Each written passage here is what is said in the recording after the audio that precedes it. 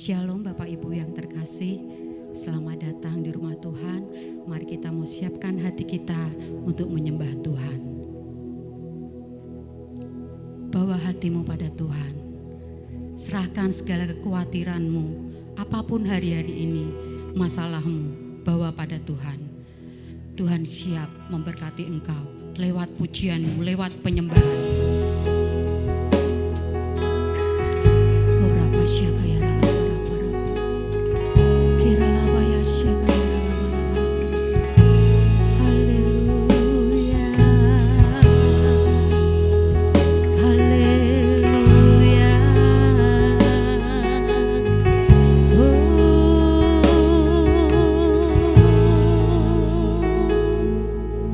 Sinar kemuliaan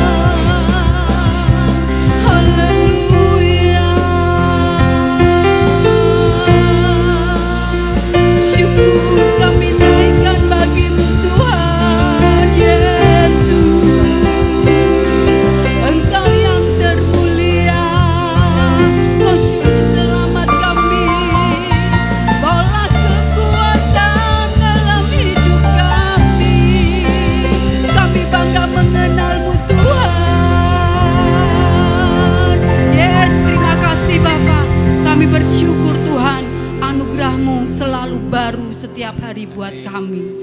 Dan saat ini kami siap memuji Engkau. Beri kami hati menyembah, beri pujian dalam mulut kami. Beri kami hati yang bersuka cita Tuhan. Terima kasih Bapa. Di dalam nama Tuhan Yesus kami siap memuji Engkau.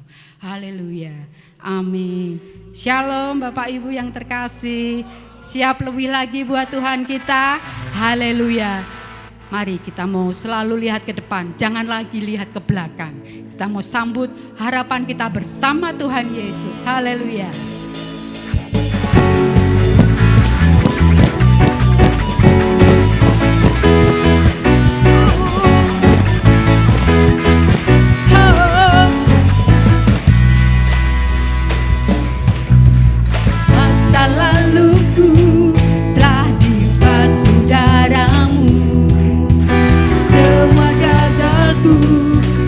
Ditebus oleh-Mu, mengenal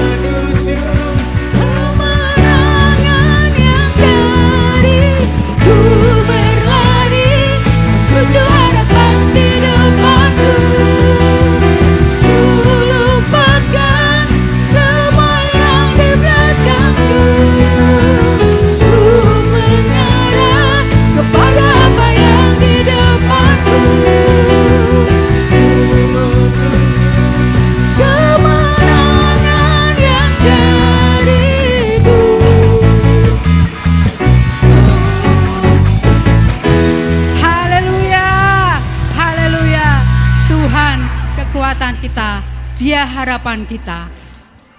Karena Tuhan yang sediakan apapun yang engkau perlukan, apapun yang engkau butuhkan. Yes.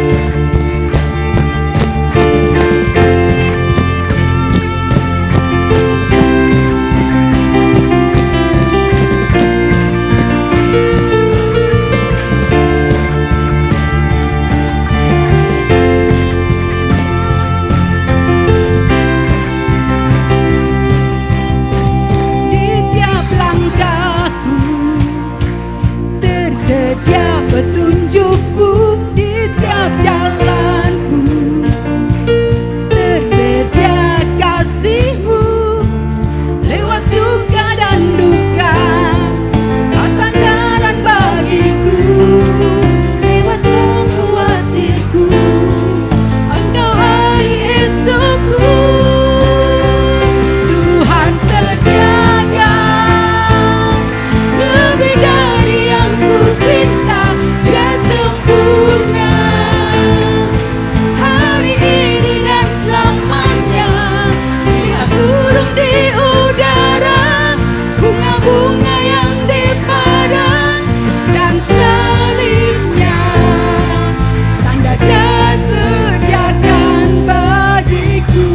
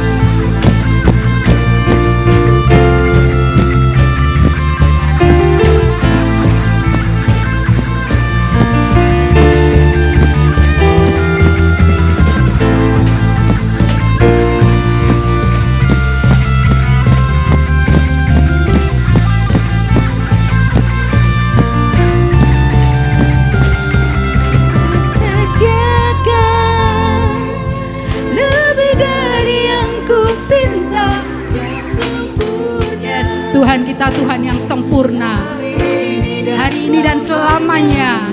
Lihat burung di udara, bunga-bunga yang di padang, dan salibnya Dia sediakan yang terbaik bagiku. Rancangan indah hari ini dan selamanya. Lihat burung di udara, bunga-bunga yang di padang, dan salibnya tanda Dia sediakan bagiku.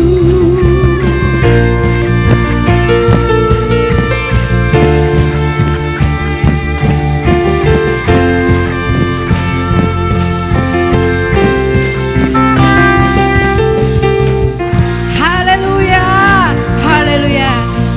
Silakan duduk. Rancangan Tuhan, rancangan yang terbaik buat kita. Karena Tuhan selalu menjawab doa-doa kita di waktu yang tepat. Waktu Tuhan, waktu yang terbaik.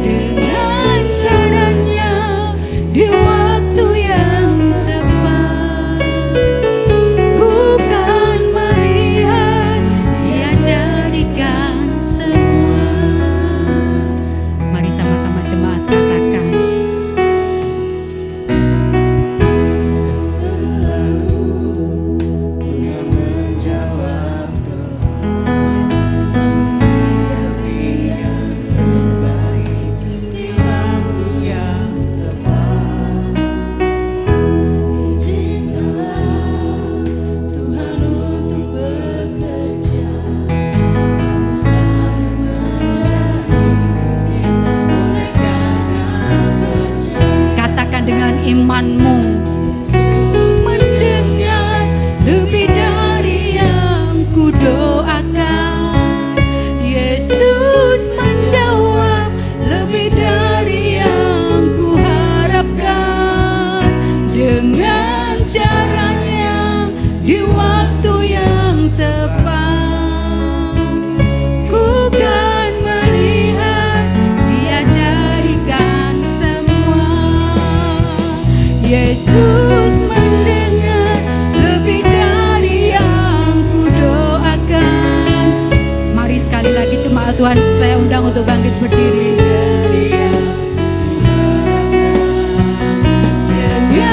caranya di waktu yang tepat, ku kan melihat Dia jadikan semua. Yesus mendengar lebih dari yang ku doakan.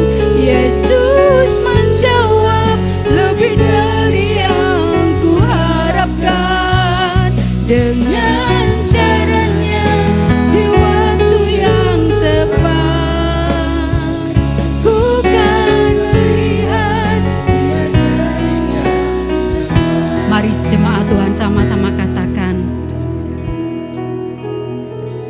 Yesus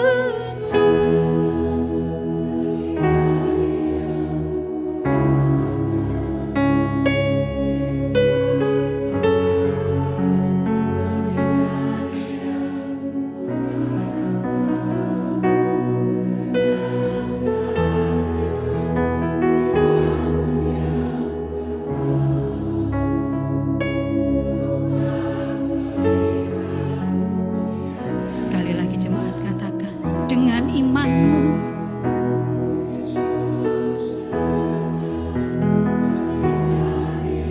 Yes. Amin.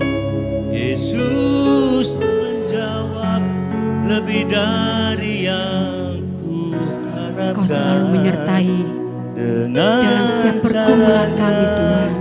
di waktu yang tepat, ku kan melihat Dia jadikan semua. Yesus mendengar lebih dari yang ku doakan. Yesus menjawab lebih dari yang ku harapkan. Dengan caranya di waktu yang tepat, ku kan melihat Dia jadikan semua. Yesus mendengar lebih dari yang ku doakan. Yesus menjawab lebih dari yang ku harapkan. Dengan caranya di waktu yang tepat, ku kan melihat Dia jadikan semua. Ku kan melihat Dia jadikan semua. ku kan melihat Dia jadikan semua. Haleluya, haleluya.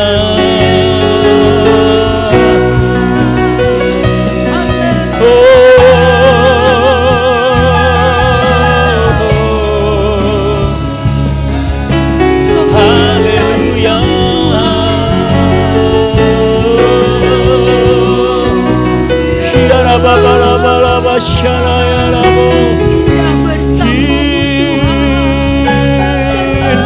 bersama Tuhan.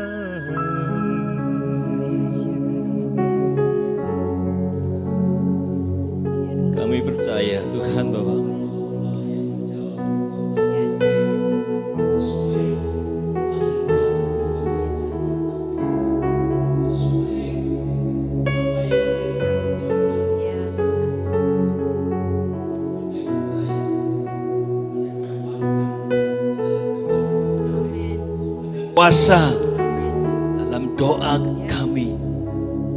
Doa orang benar penuh dengan kuasa. Terima kasih Bapa. Terima kasih Roh Kudus. Aku percaya Engkau hadir tengah-tengah kami. Mengurapi, menguasai hati, pikiran, jiwa, roh kami Bapa. Berbicaralah, urapi hamba-Mu yang terbatas ini. Urapi setiap kami yang mendengar.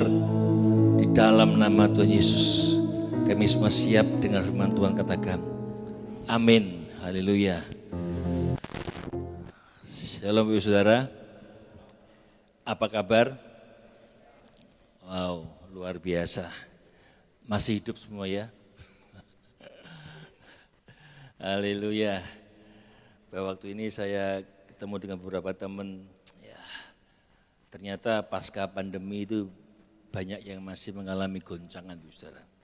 Ya, dalam segi ekonomi juga, ya. Tapi saya percaya jemaat GBT Pusowarno, ya, semua telah sanggup melewatinya. Amin. Nampak dari raut wajahnya. Amin. Penuh sukacita. Amin. Coba lihat kanan kiri ya. Penuh sukacita kan? Tidak ada raut wajah yang sedih karena dikejar-kejar debt kolektor. Ya. Semua bebas. Amin. Tapi yang menyedihkan Bapak Saudara, ya, justru masih ada beberapa teman yang nyaman ibadah online, Saudara. Ya, di sini mungkin beberapa, tapi di beberapa teman saya di lain tempat juga, wah, beberapa hari yang lalu jemaat di tempat lain, Saudara, telepon saya, lama sharing. Saya itu sejak pandemi sampai hari ini masih online. Rasanya kok sudah malas ibadah. Enakan online katanya, bener enggak ya? Waduh, pertanyaannya saya kok lebih dapat sesuatu di situ, dia bilang. Saya bilang bukan masalah benar atau salah, ya bukan, tapi bagaimana jiwamu itu bisa terbentuk jika engkau ibadah online. Ya, gimana jiwamu terbentuk? Bukankah firman Tuhan berkata, janganlah engkau menjauhkan dirimu dari pertemuan-pertemuan ibadah. Seperti yang dibiasakan oleh banyak orang, tapi marilah kita saling menasihati dan semakin giat melakukannya di menjelang hari Tuhan yang mendekat. Ya, di situ kita ini makhluk sosial, kita nggak bisa menjalani hidup kita sendiri, Saudara. Makanya saya bilang dengan kita beribadah di gereja, akan banyak kesempatan untuk kita itu berbagi berkat, bahkan diberkati Tuhan. Firman Tuhan jelas katakan supaya kita jangan menjauhkan diri dari pertemuan-pertemuan ibadah. Bahkan menasihati supaya kita semakin giat melakukannya di menjelang hari Tuhan yang mendekat. Makanya gini Saudara, beribadah itu bukan menyangkut hubungan kita horizontal antara kita dengan sesama saja atau vertikal antara kita dengan Tuhan. Tapi maksud saya juga horizontal antara kita dengan sesama kita. Tidak bisa dengan Tuhan juga. Ya. Makanya kita melihat orang yang tidak ada di dalam komunitas bergereja cenderung mengalami hidup yang kurang maksimal dalam hidup rohani mereka. Karena ketika kita beribadah semacam ini, berjemaat semacam ini, Saudara, akan mengalami gesekan, ya, mengalami yang namanya masalah.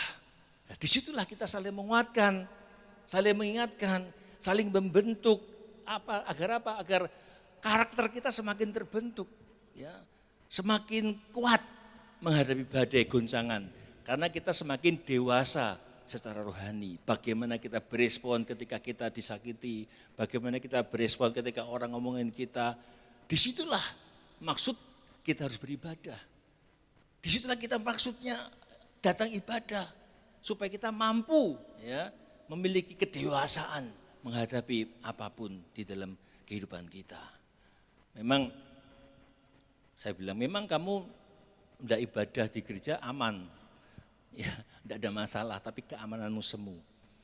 Coba kalau kamu kembali masuk dalam ibadah, egomu akan muncul. Kenapa? Karena enggak maksimal karakternya terbentuk. Masih banyak kerikil-kerikil yang aman terselip di dalam relung hati yang enggak mudah, enggak tersentuh. Ya, makanya saya bilang ibadah. Ibadah itu penting. Amin. Amin. Ingat, kalau kita punya tujuan akhir yaitu kemuliaan di surga, jiwa kita harus terbentuk. Ingat loh, kita tuh masih jiwa kita tuh belum diselamatkan. Baru roh kita selamat, tapi jiwa ini sedang diselamatkan. Pikiran, perasaan, kehendak kita tuh sedang diselamatkan dari hari ke hari sampai Tuhan datang. Ya, sedang diselamatkan. Saudara, saya pun sedang diselamatkan jiwa kita karena salah satu tujuan iman kita adalah keselamatan jiwa. Kita harus mencapai keselamatan jiwa. Ya. Di dalam 1 Petrus pasal 1 ayat 22 dikatakan di situ. 1 Petrus 1 ayat 22. Karena kamu telah menyucikan dirimu, itu your soul, dalam bahasa aslinya jiwamu, oleh ketaatan kepada kebenaran. Jadi bagaimana kita menyucikan jiwa kita dengan ketaatan kepada kebenaran. Di dalam 1 Petrus 1 ayat 22. Sehingga kamu dapat mengamalkan kasih persaudaraan yang tulus ikhlas, hendaklah kamu bersungguh-sungguh saling mengasihi dengan segenap hatimu. Bagaimana kita bisa saling mengasihi dengan segenap hati ya kepada sesama kita kalau kita nggak pernah berkumpul? Kapan ya? Saat kita ini berkumpul. Di mana? Di pertemuan-pertemuan ibadah, di komsel-komsel. Setiap kali pertemuan, di dalam setiap apapun, di gereja besar, kecil, sedang, pasti ada yang namanya gesekan. Amin. Nah, kalau nggak mau gesekan ya di hutan saja. Atau di rumah sendiri, tidak akan tergesek. Tapi karakter kita nggak terbentuk. Kenapa saya katakan ke depan goncangan-goncangan hebat pasti terjadi. Pasti terjadi. Ya, kalau kita sendiri susah. Kita butuh komunitas untuk saling menolong. Karena Tuhan sudah bicara 3 kali mengenai hal ini. Mengenai pohon ara. Bahwa generasi angkatan ini tidak akan lenyap sebelum semua yang aku katakan terjadi. Ya, sampai 3 kali Tuhan ucapkan hal tersebut. Artinya penting di dalam Matius, Markus, Lukas, saudara. Jadi kita harus tahu bahwa kita ini ada di berada pada ronde terakhir. Ya. Ya. Tuhan sudah sangat dekat. Ronde terakhir di dunia ini. Jangan berpikir nanti masih lama Tuhan datang. Enggak, sudah sangat dekat. Sudah sangat dekat. Kita ini kloter terakhir, kita ini angkatan terakhir, saudara. Sejak Israel berdiri tahun 1948, Tuhan berkata, only one generation. Hanya satu angkatan ini. Ya, tahun 48, satu angkatan orang hidup berapa tahun? Paling 100 tahun atau 80 tahun. Firman Tuhan berkata kalau kuat 80 tahun. 48 tambah 80. Sangat dekat, kita nggak ngerti tapi ya. Saya nggak ngomong kapan Tuhan datang ya. Tapi satu angkatan kita nggak tahu. Mungkin ada yang 120 tahun orang hidup. Satu angkatan, tinggal 2 angkatan artinya. Ya, makanya kita harus belajar ya. Inilah yang terjadi sebenarnya saudara, kita harus punya beban. Seharusnya kita memikirkan hal-hal yang ke depan. Punya pandangan yang ke depan. Enggak usah lagi memikir hal-hal yang menghambat kita untuk maju saudara. Ya. Saya merasa gini saudara. Kenapa ya? Setiap ada orang-orang yang enggak mau belajar untuk membentuk karakternya setiap hari untuk semakin menjadi serupa seperti Kristus. Ya, masih berkutat dengan hal-hal yang nampak gitu, saudara. Ya, makanya kita belajar memandang ke depan. Bahwa satu hari ada kesudahan yang menanti kita. Itu penting ya. Atau mungkin enggak percaya firman Tuhan. Ya, sehingga abai dengan apa kata firman Tuhan. Enggak mau berkemauan keras untuk berbenah. Saudara, kita melihat ya, kemarin pertemuan dengan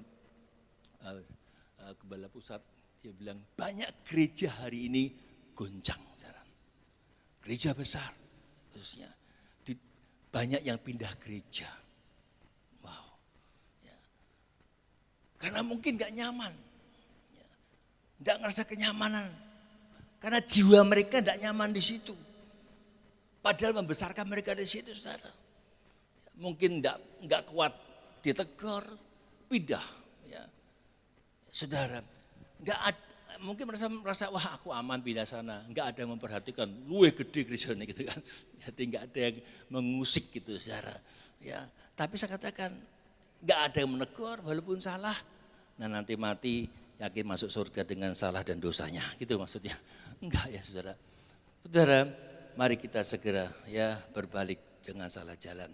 Tetap hadir dalam pertemuan ibadah. Amin. Puji Tuhan, kita melihat setiap Kamis itu doa malam penuh sampai tempatnya ya desak-desakan, mungkin harus buat dua sab ya.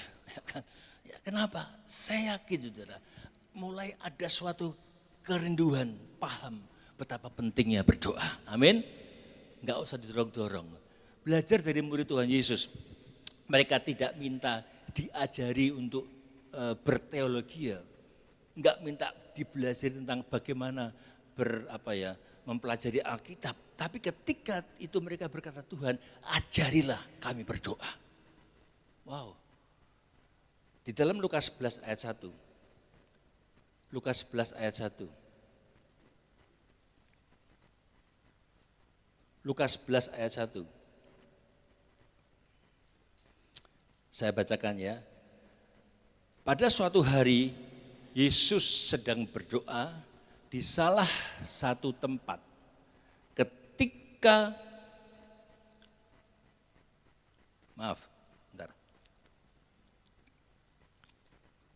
Pada suatu hari Yesus sedang berdoa di suatu tempat. Setelah selesai, salah seorang muridnya bertanya kepadanya, Tuhan, ajarlah kami berdoa. Ajarlah kami berdoa seperti yang diajarkan Yohanes pada murid-muridnya. Murid-murid minta supaya Tuhan mengajari bagaimana berdoa. Mungkin kita bisa berdoa, tapi kadang kita berdoanya itu bukan hanya untuk kita, maksudnya kita ngalami Tuhan, tapi kita hanya mencari untuk kepentingan kita.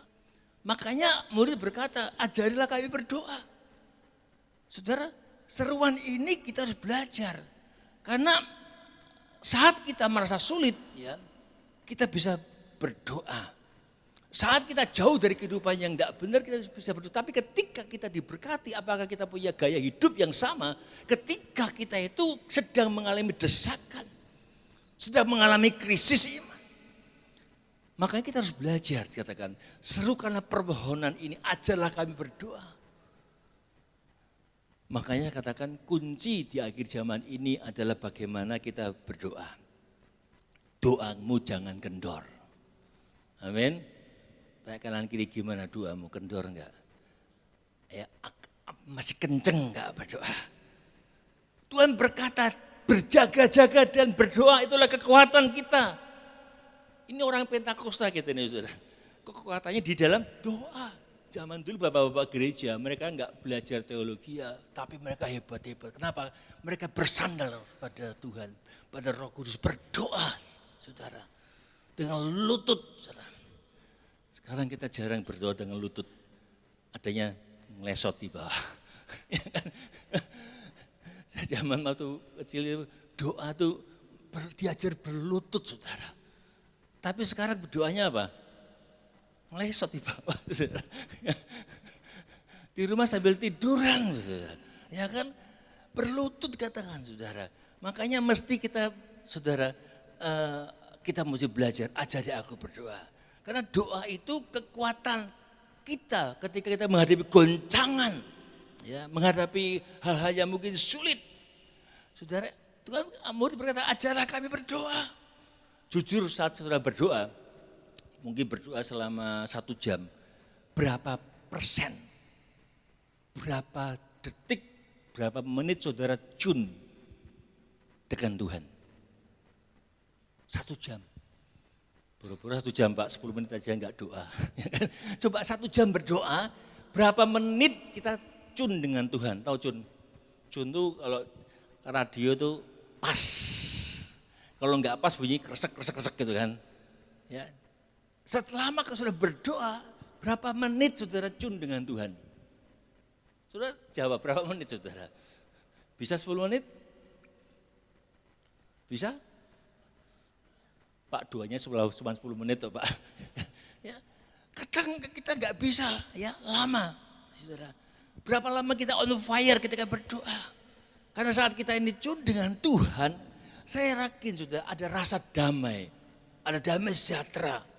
Walaupun kita punya masalah, kita nggak terpengaruh dengan masalah yang kita sedang hadapi. Amin saudara. Karena ada damai sejahtera yang memerintah dalam kehidupan kita. Makanya betapa pentingnya kita berdoa membangun komunikasi dengan Bapa. Hari kita belajar tema kita the power of prayer. Ada kekuatan dalam doa. Amin. Martin Luther berkata demikian, menjadi seorang Kristen tanpa doa tidak lebih daripada seorang yang hidup tanpa bernafas. Benar saudara. Ya, dikatakan tidak lebih daripada menjadi seorang yang hidup tanpa bernafas. Artinya doa itu harus menjadi suatu gaya hidup, bukan sekedar kebiasaan. Menjadi gaya hidup karena kita harus percaya di dalam doa yang benar itu ada kuasa. Doa orang benar jika yakin didoakan akan besar kuasanya. Doa orang yang benar, bukan doanya yang benar. Jadi saudara bukan, wah kalau suruh doa gitu, doa ini biar enggak usah. Wah doaku enggak benar, enggak. Orangnya yang benar. Kalau orangnya benar, doamu itu penuh kuasa. Amin. Jadi bukan doanya yang dibuat, wah sepelitit mungkin. Ya, enggak. Dihafalin enggak. Tapi doa orang yang benar bila yakin didoakan, itu besar kuasanya. Amin. Besar kuasanya. Nah, kalau kita doa orang yang nggak benar doa yang nggak ada kuasa, amin, ya besar kuasanya. Doa harus menjadi suatu gaya hidup. Kalau hidup kita benar, ada power yang dapat meneguhkan hati kita, walaupun kita sedang diterpa oleh masalah besar. Saat muncul larangan di Babel untuk berdoa, larangan itu memang hasil persenggolan dari musuh-musuh Daniel yang ingin menjatuhkan Daniel supaya dia jatuh. Ada larangan berdoa, bayangin saudara. Tapi ketika itu Daniel tetap berdoa. Mungkin situasi hari-hari mungkin sama yang sedang dihadapi oleh sebagian besar umat Tuhan. Ada banyak ancaman, ada banyak intimidasi terhadap kita anak-anak Tuhan dalam beribadah dan berdoa.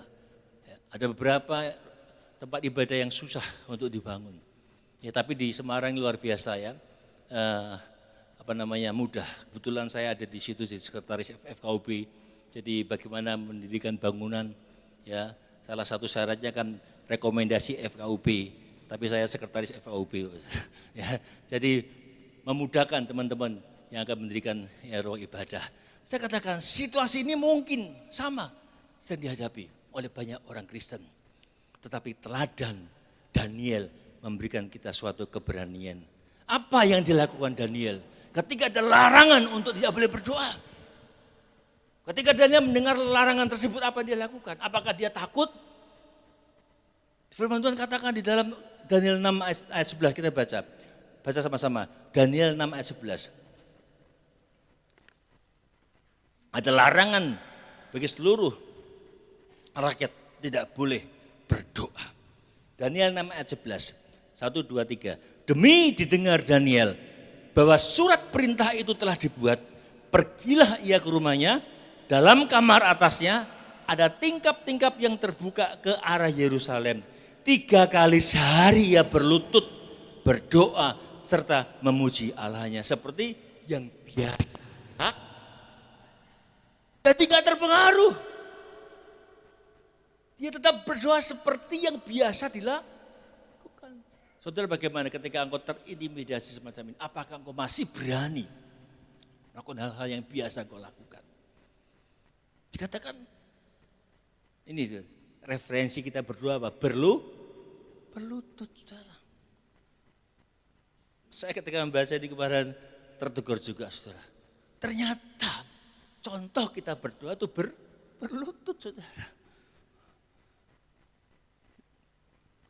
Saudara perhatikan, perintah raja itu tidak membuat yang namanya kebiasaan Daniel itu terhenti untuk berdoa, untuk berdoa.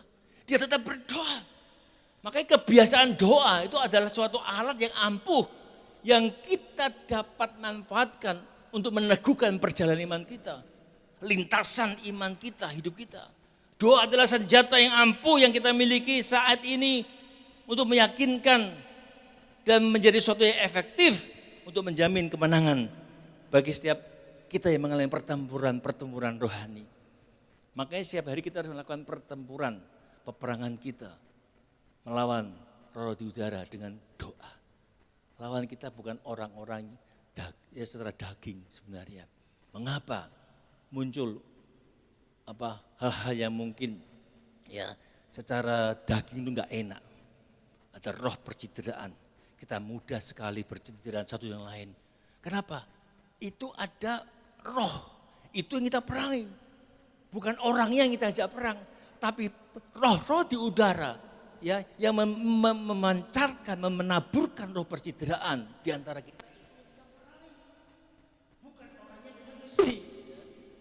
Karena iblis itu menabur roh-roh iri hati, roh kebencian, roh yang membuat kita jengkel sebenarnya. Itu yang kita perangi. Amin, saudara.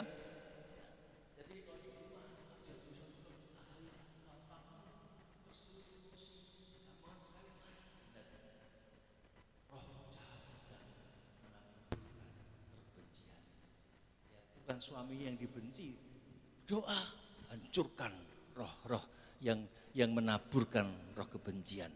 Amin, saudara. Makanya kita belajar ini, saudara. Ya, tujuan khotbah hari ini adalah supaya membuat roh Kristus itu berdiam dalam diri kita. Ketika roh Tuhan berdiam dalam diri kita, perkara-perkara besar pasti terjadi. Amin, saudara. Kenapa? Karena kita senantiasa bersekutu dalam doa. Roh itu akan berdiam dalam kita. Nah, saat dia itu tinggal dalam diri kita, pasti banyak perbuatan-perbuatan ajaib akan terjadi dalam kehidupan kita yang kadang-kadang tidak kita pikirkan. Itu bisa muncul dalam kehidupan kita. Makanya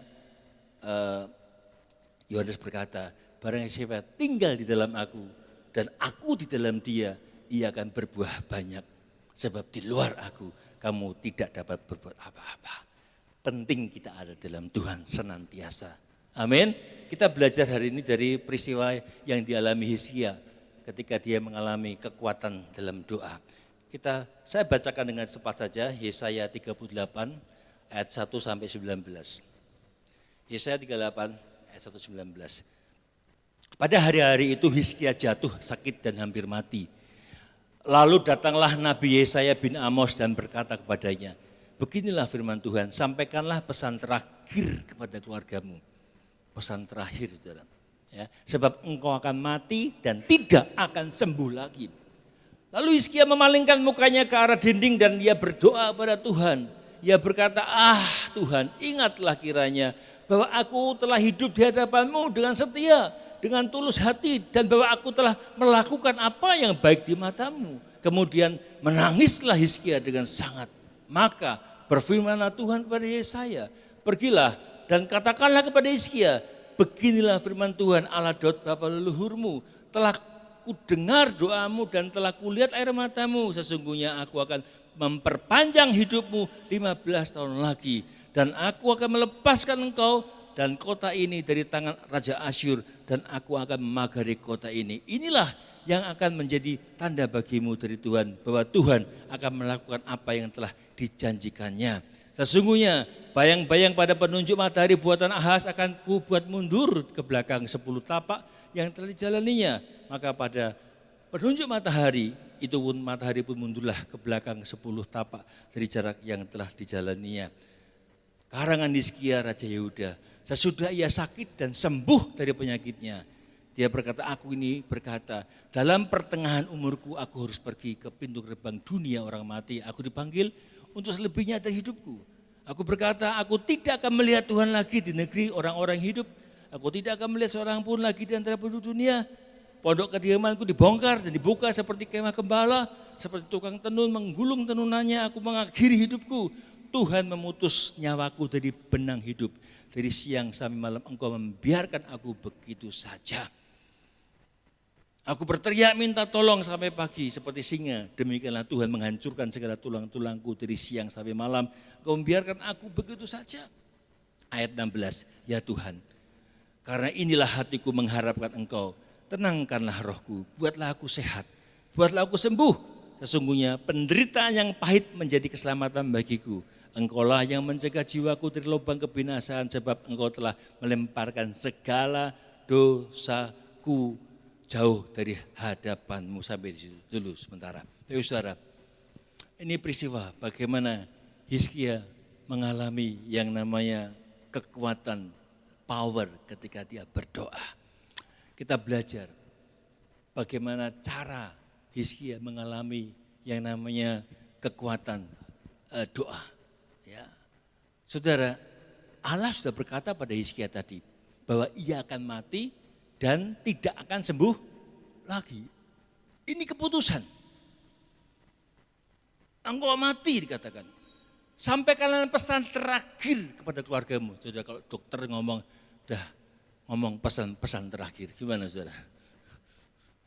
Ya sudah enggak ada harapan, ya kan? Ini yang ngomong Nabi, utusan Allah. Ya, sampaikan pesan terakhir pada keluargamu sebab engkau akan mati, enggak akan sembuh lagi, saudara.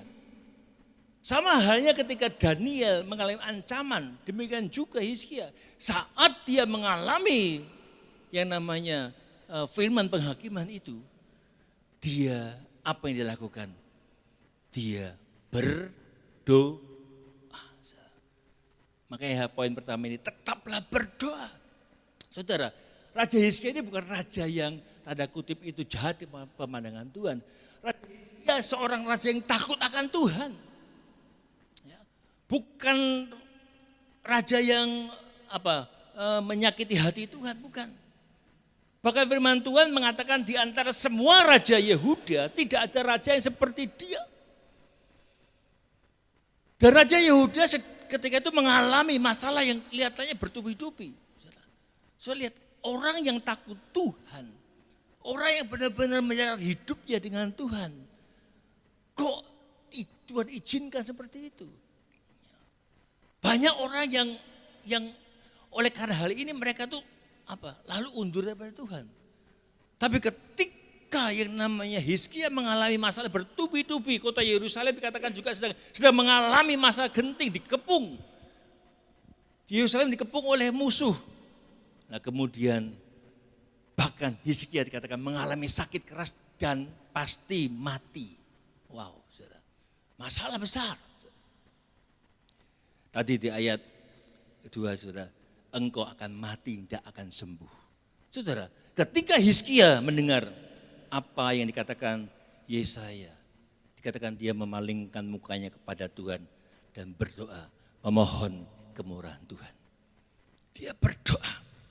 Ayat 2, Hizkia memalingkan mukanya ke arah dinding dan ia berdoa kepada Tuhan. Saya pikir, kok kenapa ke dinding ya? Mungkin dinding itu mengarah ke Yerusalem ya, mungkin ketika itu ya. Kiblatnya, tapi kita saat itu berkiblat ke Yerusalem, mungkin arah Yerusalem, artinya dia melihat Yesus, melihat Bapa. Saudara, ayat 3, ia berkata, Tuhan, ingatlah kiranya bahwa aku ini telah hidup di hadapan-Mu dengan setia. Tanda kutip sedikit protes, aku sudah setia, aku tulus, aku melakukan apa yang baik di antara-Mu. Kemudian menangislah Hizkia dengan sangat. Saudara, kalau kita perhatikan peristiwa ini, apa yang kita lakukan ketika kita mengalami persoalan berat? Ya. Apakah kita masih bisa benar-benar mencari Tuhan? Atau hati kita sudah jauh dari Tuhan, mencari pertolongan yang lain? Ketika masalah memojokkan kita, masalah bertubi-tubi, entah itu sakit, mungkin pekerjaan yang membuat kita mungkin rugi, apakah kita masih bisa mencari Tuhan? Apakah kita juga berdoa kepada Tuhan seperti yang dilakukan Raja Hizkia?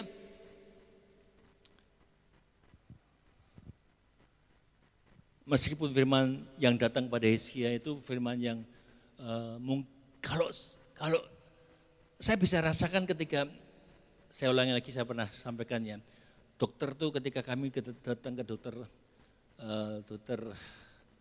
sekarang udah meninggal ya, dokter Harsoyo kalau nggak salah, dokter ya Harsoyo ya, dia bilang istrimu ini ya paling bertahan 3 bulan, kalau itu ganas katanya.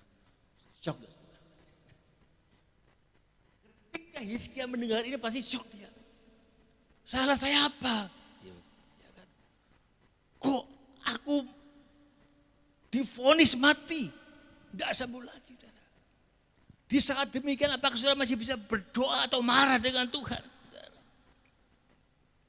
Tapi kita melihat meskipun firman telah datang kepada Hizkia melalui nabi, ia enggak pasrah pada nasibnya.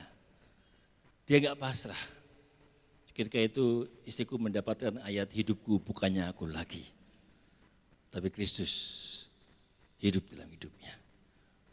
Aku amin tapi hatiku gundah.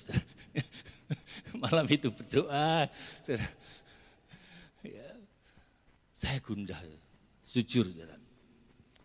Di sini sudah ada bayangan-bayangan yang ya, tapi karena imannya dia kuat, saya juga ikut kuat, saudara.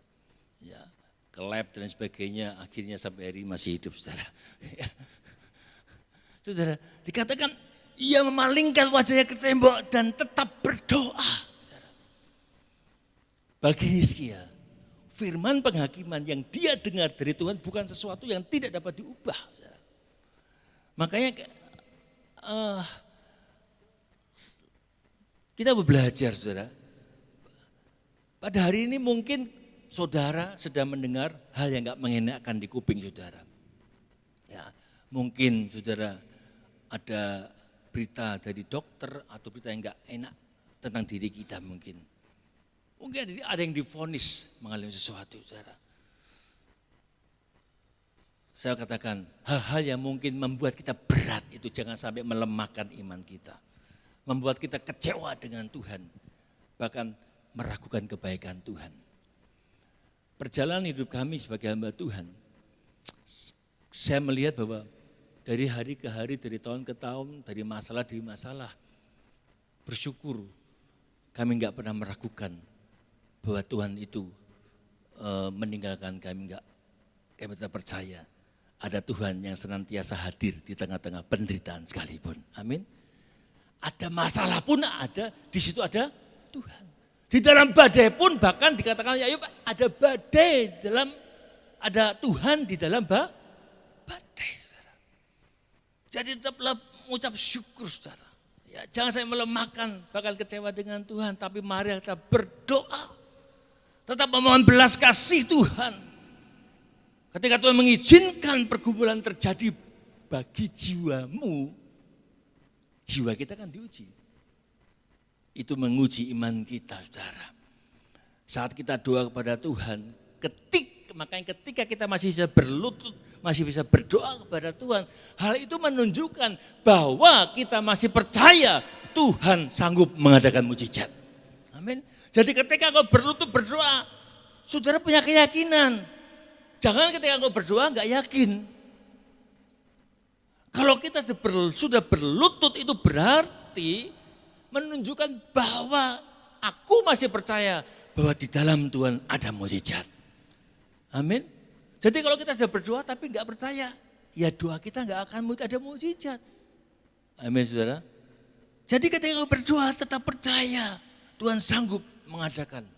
Tuhan mendengar lebih daripada apa yang kita doakan. Amin, saudara. Kita percaya bahwa tidak ada perkara mustahil bagi Dia. Meskipun nampaknya tidak ada jalan keluar, nampaknya mustahil. Mustahil bagi Hizkia. Karena vonis, kamu akan mati dan tidak akan sembuh. Wah, mustahil. Wow, engkau akan mati dan tidak sembuh. Namun tetaplah bagi kita semua jangan jemu-jemu berdoa. Amin. Di dalam Lukas 18 ayat 7 mengatakan demikian.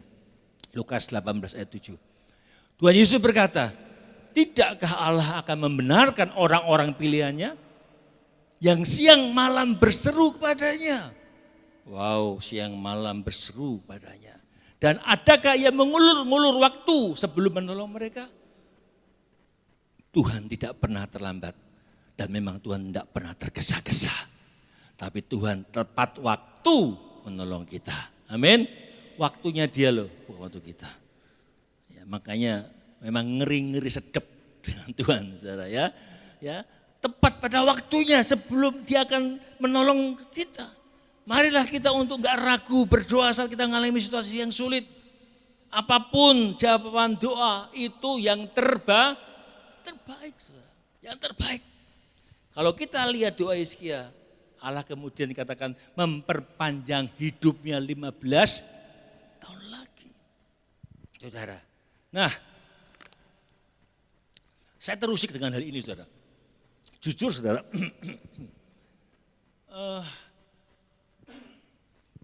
Menjadi menarik, saudara.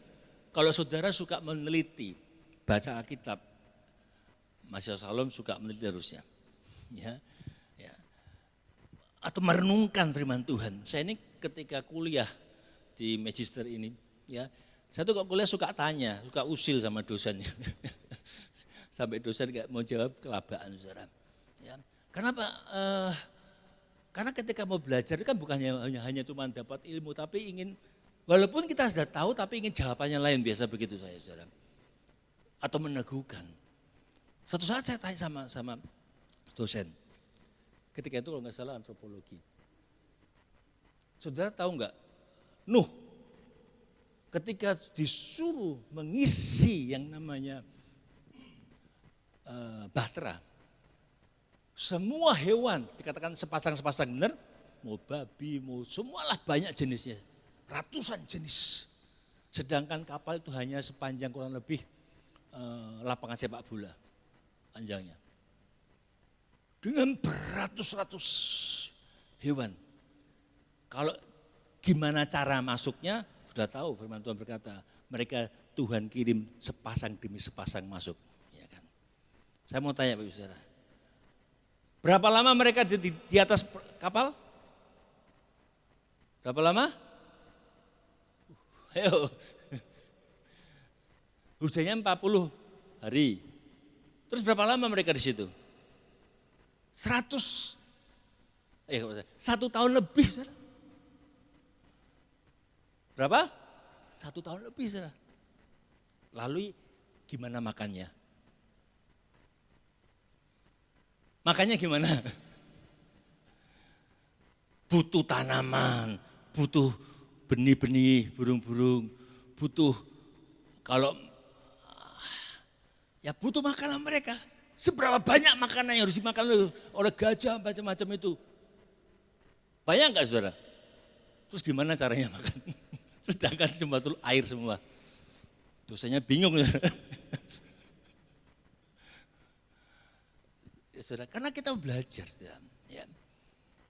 Ayatnya itu jawabannya saya kata di Kejadian 6 ayat 2. Itu jawabannya, saudara. Ya.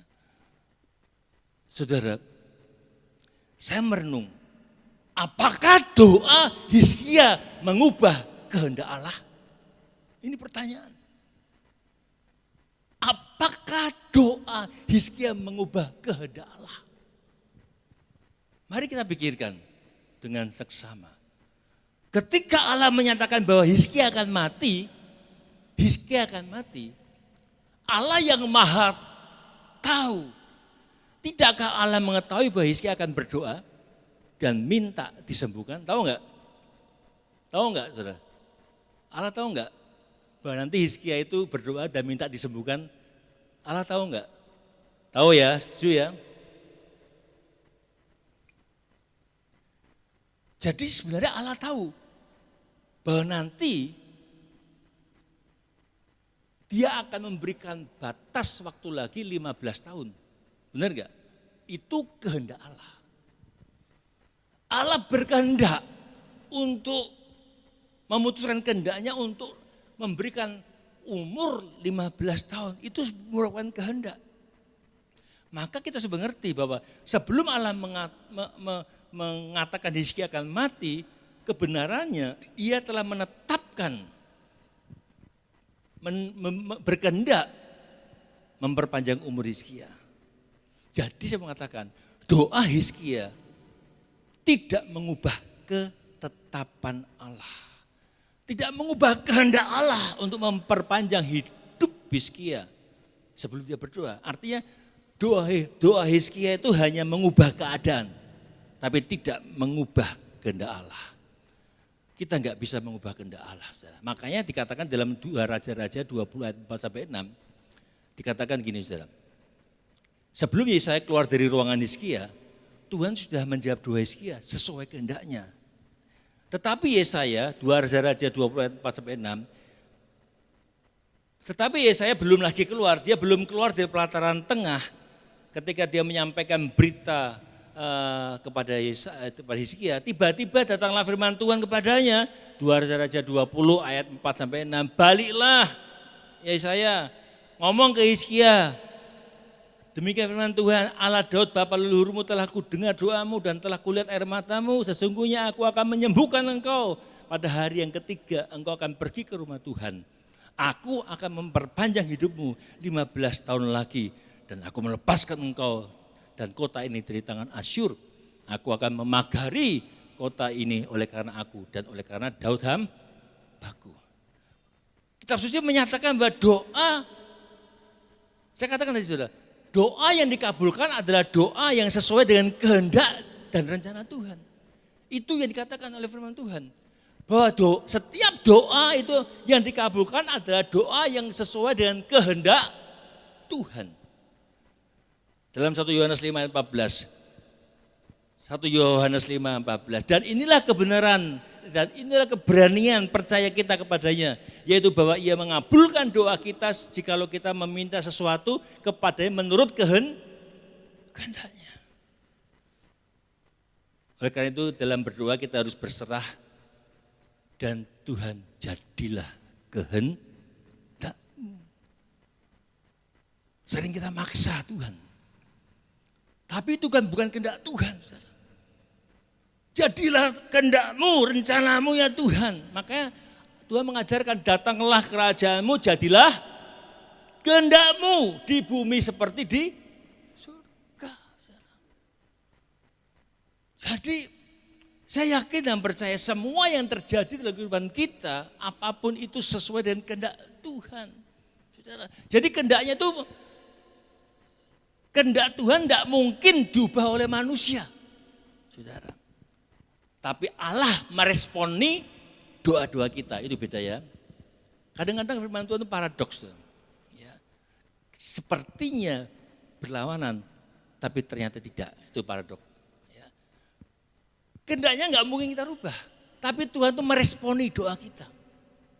Di dalam Yeremia 18 ayat 7-10 dikatakan gini. Ya. Yeremia 18 ayat 7-10, ayat 10 saja. Ya. Tetapi apabila bangsa yang terhadap siapa aku berkata demikian telah bertobat dari kejahatannya, maka menyesalah aku. Aku hendak menjatuhkan malapetaka yang kurancangkan terhadap mereka. Tapi karena mereka itu bertobat dari kejahatannya, maka dia menyesal. Meresponi doa. Ya. Makanya ketika kita datang pada Tuhan, ya, menyesal dan bertobat sungguh, Tuhan melihat hati kita, Tuhan itu bisa mengubah ya, situasi ya, yang kita alami. Dan pada waktu Tuhan sesuai kehendaknya, apa yang menjadi bagian dari janji Tuhan akan tergenapi. Tapi situasi itu bisa berubah.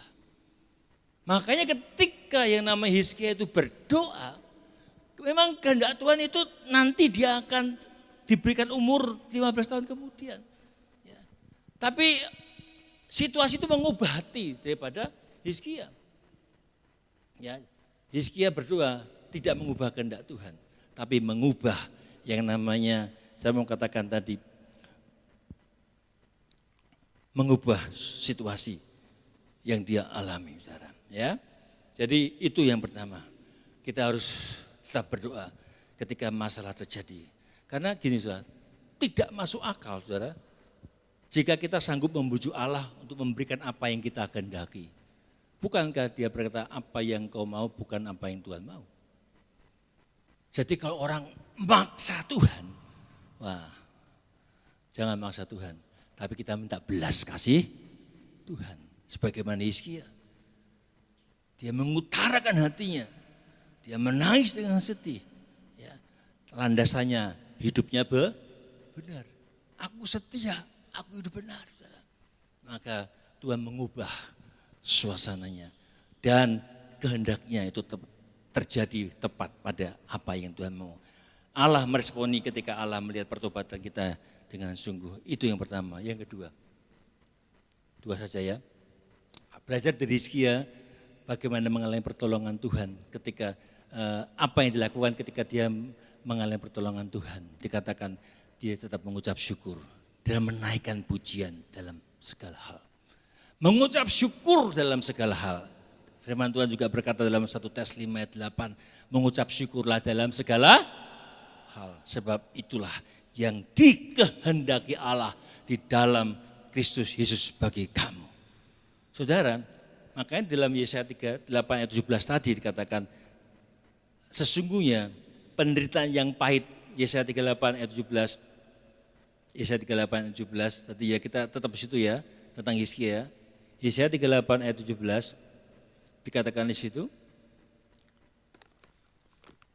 sesungguhnya penderitaan yang pahit menjadi keselamatan bagiku. Ini Hizkia.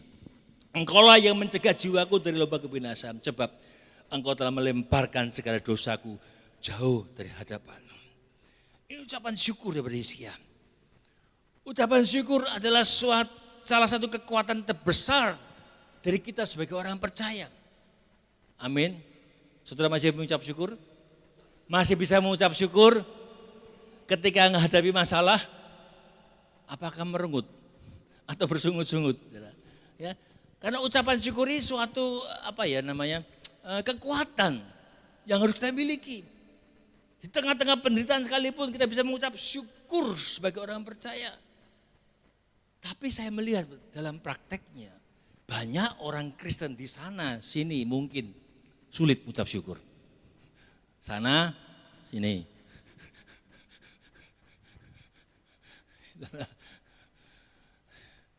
Ngomel. Ada masalah sedikit ngomel. Ya, di sini enggak ya? Di sana sini banyak. Ya, ya. Ngedumel. Enggak mau diselesaikan, saudara. Ya, enggak bisa bersyukur, saudara. Oh no way yang jadi masalah. Saudara, kan dia berkata, bagaimana aku bisa berucap syukur kalau rumah tanggaku hancur? Dia bisa bersyukur. Tokoku sepi, gimana ngucap syukur? Itu dalih mereka. Bisnisku bangkrut, ya. Utangku banyak, gimana ngucap syukur? Penyakit tidak sembuh-sembuh, dia ngucap syukur. Itu dalih mereka, saudara. Seringkali kita baru bisa bersyukur ketika mengalami mujizat, mengalami berkat, mengalami pertolongan Tuhan. Tapi saya mau katakan, walaupun tidak ada mujizat, walaupun keadaan belum seperti diharapkan, walaupun doa-doa belum dijawab, walaupun pertolongan Tuhan belum kita alami, kita sebagai orang percaya harus mampu mengucap syukur. Amin. Amin. Ya. Saudara, walaupun suamiku ora tobat-tobat, ora apa-apa, tak doake terus gitu. Amin. Walaupun istriku jengkeli terus, ora apa-apa, tak doake terus. Amin. Ya. Kapan? Sampai terjadi mujizat. Ora berubah sampai berubah. Siapa yang berubah? Saya atau dia? Saya. Ya. Saudara nggak bisa merubah orang, saudara nggak bisa merubah saudara, nggak bisa merubah pasanganmu, istrimu, siapapun saudara kalau engkau tidak berubah. Perubahan terjadi ketika kita berubah. Amin saudara. Makanya Hizkia berkata di ayat 19 tadi, hanyalah orang yang hidup. Ayat 19, dialah yang mengucap syukur kepadamu seperti aku pada hari ini. Dia katakan demikian. 19, tetapi hanyalah orang yang hidup, dialah yang mengucap syukur padamu seperti aku pada hari ini. Seorang bapa memberitahukan kesetiaanmu kepada anak-anaknya. Artinya apa? Setiap orang yang hidup wajib mengucap syukur. Orang mati nggak bisa mengucap syukur. Jadi kalau engkau dan saya masih hidup itu mengucap syukur. Amin saudara. Tiap pagi bangun masih bernapas. Aduh, di rumah bojoku isih ono lengkap. Waduh, ucap syukur. Makanya kalau masih hidup jangan diomeli terus. Walaupun cerewet, walaupun jengkelin, hati-hati kalau bangun tidur hilang, rapture duluan. Tidak apa-apa, cerewet kok radio rusak, tidak apa-apa. Yang penting ketika kita bangun radio masih hidup. Amin saudara. Ya. Jadi bersyukur kalau hari ini bangun masih di rumah, enggak ada selang macam-macam masuk hidung kita. Amin. Makanya katakan, hanya orang yang hidup dialah mengucap syukur. Kalau engkau hidup dan mengucap syukur, itu kebangetan. Amin saudara. Tadi bangun tidur mengucap syukur enggak? Atau langsung ngomel? Coba ya saudara. Ya pemazmur mengatakan, biarlah segala yang bernafas memuji Tuhan. Jangan sampai nanti saudara gak bisa memuji Tuhan karena gak bernafas lagi saudara. Hizkia mengucap syukur kepada Tuhan bukan semata-mata karena dia ini disembuhkan dari sakitnya. Dia mengucap syukur bukan karena Tuhan bermurah hati memberikan umur panjang 15 tahun kemudian. Tapi dia bersyukur karena tidak ada alasan bagi dia untuk tidak mengucap syukur. Amin. Bagi saudara tidak ada alasan untuk tidak mengucap syukur. Hari ini engkau bisa ada sebagaimana engkau ada. Itu karena Tuhan dan engkau harus bersyukur saudara. Amin. Bisa ada di tempat ini pun engkau harus bersyukur. Banyak orang gak bisa bangun hari ini. Tidak bisa melangkah ke gereja. Kalau engkau bisa percaya Yesus pun itu engkau mengucap syukur. Amin saudara. Memang bisa saja penyakit membawa penderitaan berat sehingga orang susah mengucap syukur. Sulit saudara. Gini saudara, Hizkia ini kan mengalami sakit saudara. Bagi orang Yahudi, penyakit bukan hanya masalah badani, tapi masalah iman. Masalah iman. Saya itu Hizkia merasa dikutuk Allah. Bagi orang Yahudi sakit itu terkutuk saudara. Apalagi gak punya anak. Wow. Maka dia terpuruk. Dia belajar mengucap syukur makanya. Mungkin dia remuk ketika itu, dia tapi mau menerima kenyataan dan dia tetap bersyukur dan berdoa. Makanya tadi ayat yang 17 katakan, sesungguhnya penderitaan yang pahit menjadi keselamatan bagiku. Engkaulah yang mencegah jiwaku terhadap kebinasan. Sebab engkau telah melemparkan dosaku jauh dari hadapanmu. Dia merasa dia berdosa. Dia bersyukur ketika dia disembuhkan. Karena zaman itu orang Yahudi ketika dia sakit itu merupakan kutuk. Tidak punya iman. Itu zaman dulu saudara. Ya. Kadang memang penyakit yang kita alami dapat digunakan oleh si jahat untuk menjauhkan kita dari Allah. Ketika orang disakit, ya iblis menumbuhkan rasa ketidakpuasan kepada Tuhan. Memunculkan keputusasaan. Memunculkan kemarahan pada Tuhan. Tuhan aku itu sudah sungguh-sungguh sampai kok sakit tidak sembuh-sembuh. Makanya ketika kita dihadapkan masalah sakit pun belajar mengucap syukur. Tapi jangan bilang aku dapat berkat sakit, salah ya, itu kata-kata yang salah. Ya, saya masih dengar ya itu kata-kata yang salah. Tuhan berkati aku, kenapa? Dengan sakit, bukan. Ya, bukan berkat itu saudara. Tuhan izinkan kita sakit. Satu, kita lihat kenapa. Ya, makanya jangan ngomong semacam itu ya. Kadang penyakit memang membuat kita putus asa, marah dengan Tuhan. Jika kita bisa menerima kenyataan dan mengucap syukur, berbeda. Kalau kita nggak bisa mengucap syukur, banyak orang yang bahkan meninggalkan Tuhan. Mari kita meneladani sikap Hizkia ini dan tetap berdoa, merendahkan diri di hadapan Tuhan, tetap memuji Tuhan dalam keadaan sekalipun sakit. Makanya saya katakan jangan biarkan penyakit ya membuat kita lupa betapa kasih Tuhan. Tetap berharap pada Tuhan. Jalani proses pengobatan dan biarkan sang dokter agung itu juga menjamah kehidupan kita. Amin. Makanya dalam Pengkhotbah 3 ayat 11 katakan demikian, saudara. Ia membuat segala sesuatu indah pada waktunya. Hati yang dipenuhi dengan ucapan syukur. Hati yang ketika hati kita ini dipenuhi dengan ucapan syukur, itu memampukan kita bersabar. Mengapa kita enggak sabar? Karena enggak bisa bersyukur. Makanya ketika kita mengucap syukur dalam segala hal, itu memampukan kita bersabar dalam menantikan pertolongan Tuhan. Karena percaya bahwa waktu Tuhan adalah yang terbaik. Dia membuat segala sesuatu indah pada waktunya. Ini orang yang bisa bersyukur, itu bisa menantikan waktu Tuhan.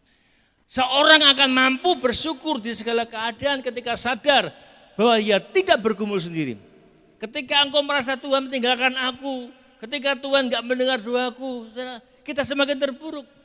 Orang yang bisa bersyukur adalah orang yang sadar bahwa ada Tuhan yang menyertai hidupnya. Amin. Tuhan menyertai engkau. Dia katakan, aku tidak akan meninggalkan engkau, aku akan menyertai engkau sampai akhir zaman. Ini janji Tuhan. Matius 28 ayat terakhir, saudara. Mari kita bersyukur dalam segala hal. Kita dapat bersyukur dalam segala hal bila hati dan pikiran kita selalu diisi dengan hal yang positif dengan Roh Kudus. Kenapa? Kalau kita enggak pernah berpikir hal yang benar, ya, sekalipun Tuhan telah melakukan hal yang baik, perhatikan. Kalau kita enggak pernah mengisi pikiran dengan yang baik, dengan yang benar, yang positif, sekalipun Tuhan sudah memberikan hal-hal yang baik, tapi jika hati dan pikiran kita dipenuhi dengan hal yang negatif, maka hati dan pikiran kita tidak bisa mengingat kebaikan Tuhan. Kalau sudah jengkel dengan orang, sudah terprovokasi dengan seseorang. Aku jengkel sama Roni. Orang ngomong tentang Roni, wah belum tentu benar juga tapi aku sudah percaya. Pikiranku negatif dengan dia. Orang mau ngomong apapun, dia berbuat baik apapun, aku gak percaya sama dia. Amin. Kenapa? Karena mengisi hal negatif.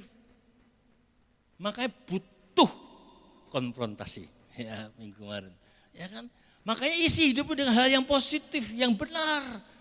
Karena kalau kita mengisi yang negatif, walaupun Tuhan melakukan yang benar pada engkau, Tuhan sudah memberikan yang terbaik bagi kita, tapi hati kita penuh dengan yang negatif, saudara, kita nggak bisa mengingat kebaikan Tuhan. Yang diingat Tuhan kok jahat, Tuhan kok nggak baik sama kita.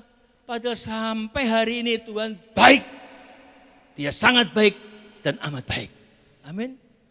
Jangan pernah kecewa dengan Tuhan. Amin. Jangan pernah kecewa dengan Tuhan, saudara. Makanya jangan seperti bangsa Israel. Sekalipun dia melihat dan mengalami mukjizat demi mukjizat dalam perjalanan mereka keluar dari Mesir. Dia melihat mukjizat, melihat banyak tanda-tanda heran, saudara. Kalau saudara bayangkan, ketika laut terbelah, mesti bingung kok bisa ya, itu mukjizat. Tapi betapa degilnya orang-orang mereka seperti itu, saudara. Melihat mukjizat, tapi tetap saja sulit bersyukur, malah bersungut-sungut, saudara. Persungutan itu musuhnya Tuhan. Persungutan itu orang yang sombong, saudara. Makanya bersyukurlah.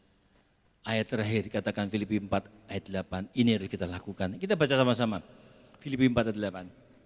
2, 3. Filipi 4 ayat 8.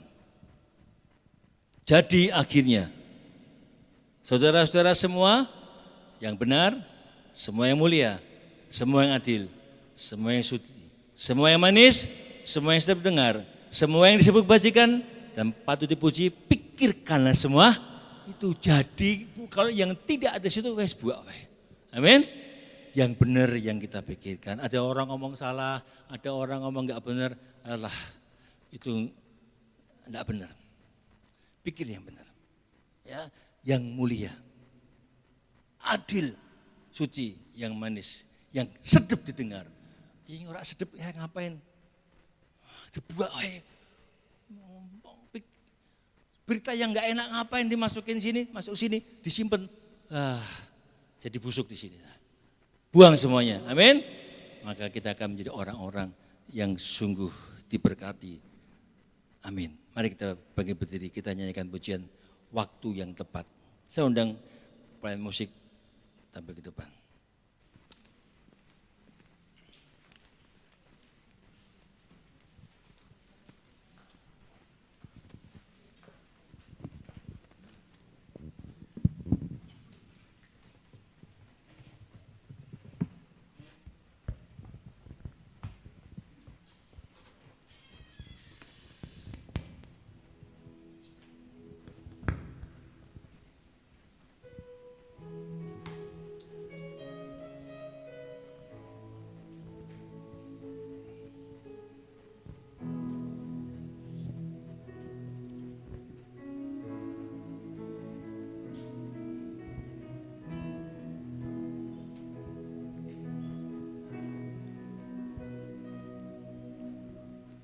Tak selalu Tuhan menjawab doa, namun Dia beri yang terbaik di waktu yang tepat. Izinkanlah Tuhan untuk bekerja yang mustahil menjadi mungkin oleh karena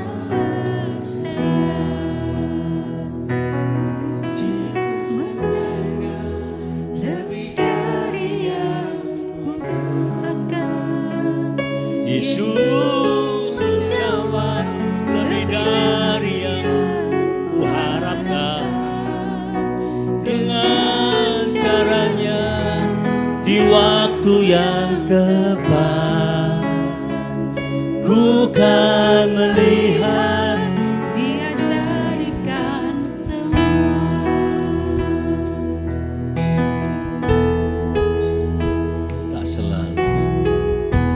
tak selalu Tuhan menjawab doa, namun Dia beri yang terbaik di waktu yang tepat.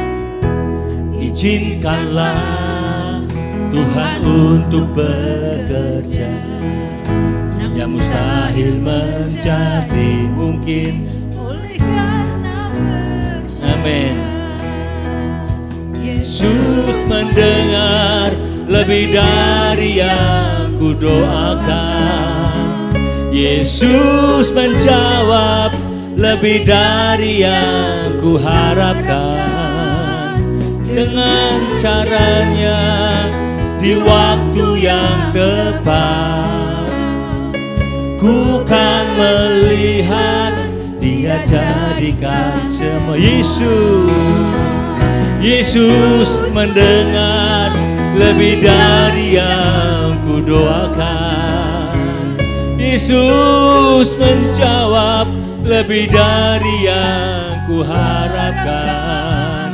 Dengan caranya di waktu yang tepat, ku kan melihat Dia jadikan semua.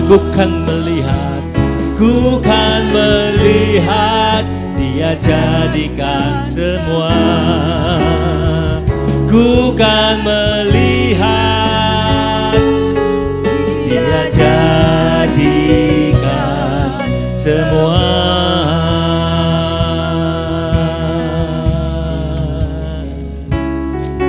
Haleluya,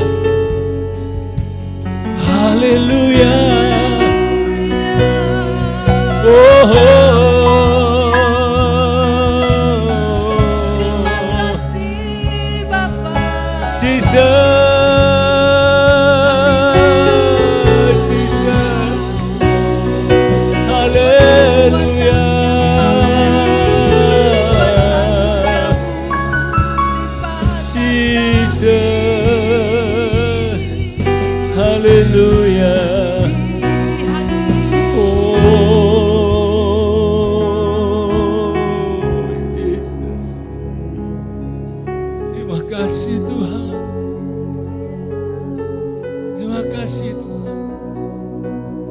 Ubah segala hal yang boleh Kau izinkan terjadi dalam kehidupan kami. Ajar kami tetap mengucap syukur dan tersungguh di hadapan-Mu Tuhan. Dengan apa yang sedang Kau izinkan terjadi dalam kehidupan kami. Ampuni seringkali kalau kami berontak, marah, kecewa. Ketika Kau mengizinkan masalah besar terjadi dalam kehidupan kami. Ketika hati kami terusik, kami menjadi marah. Ketika keinginan kami enggak terwujud, kami jengkel. Tuhan, ajar kami Tuhan memiliki karakter semakin serupa dengan Engkau. Lewat masalah, lewat persoalan, biarlah kami semakin dewasa Tuhan. Kami bisa mengucap syukur dalam segala perkara. Karena kami tahu ada Engkau yang menyertai kami. Tuhan, terima kasih Tuhan. Kalau Kau izinkan kami mengalami masalah, mengalami persoalan, ajari kami untuk kami berdoa. Ajari kami berdoa bagaimana kami menghadapi masalah yang kami alami. Ajari kami berdoa bagaimana kami menghadapi semua masalah yang kami hadapi selama ini, kami alami Tuhan. Sehingga kami cakap dan kami keluar sebagai pemenang. Ampuni hati kami yang keras. Ampuni kami Tuhan. Ajari kami Tuhan. Untuk kami tetap berdoa. Ajari kami mengucap syukur dalam segala perkara. Dan kami akan melihat ada mujizat terjadi. Ada mujizat terjadi ketika kami mengucap syukur. Ada perkara ajaib terjadi ketika kami menaikkan doa kami. Ketika ucapan syukur itu muncul dari hati kami yang tulus di hadapan-Mu Tuhan. Tolong kami umat-Mu Tuhan. Beri kami kekuatan. Beri kami kemampuan. Jangan biarkan kami. Terima kasih Roh Kudus. Terima kasih Tuhan. Di dalam nama Tuhan Yesus, kita semua yang diberkati Tuhan sama-sama katakan.